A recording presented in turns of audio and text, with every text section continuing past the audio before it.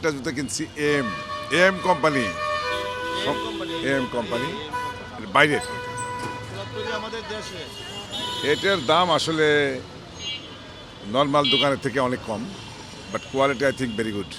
এগুলো এক্সপোর্টের মাল, লোফার আছে, শু আছে, মাল দামি মাল, কিন্তু আমাদের রেটগুলো কম পাওয়া যায়। কাস্টমার এই যে বেশিরভাগ ইন্ডিয়ান মালগুলা চলতেছে, পান্ডার মালগুলা চলতেছে, এখানে বাজারে সবাই পান্ডার মালই আর কি কেনে।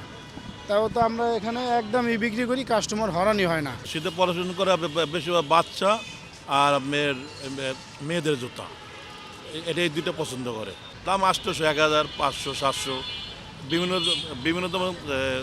বিভিন্ন ধরনের রেপের বিক্রি হয় এখানে আছে। শীত বাড়ার সাথে সাথে আসলে দোকানদাররাও দাম অনেক বাড়ায়, মানে অনেক দাম বেশি হাঁকতেছে আর কি, অনেক দামাদামি করে আর কি। সর্বশেষ 1400 টাকায় আমি 2 জোড়া কেটস কিনতে পারছি। আমাদের এখানে চায়না মাল পাওয়া যায়, আপনাদের ইন্ডিয়ান মাল পাওয়া যায়, বাংলা মালও পাওয়া যায়, সব ধরনের আছে, কেজেলে আছে, এরকম ভিক্টোরিয়ার মালও আছে। রাজধানীর মতিঝিল মোড়, সারি সারি জুতার দোকান। শীতের এই মৌসুমে যেখানে চলছে বেচা কেনার ধুম।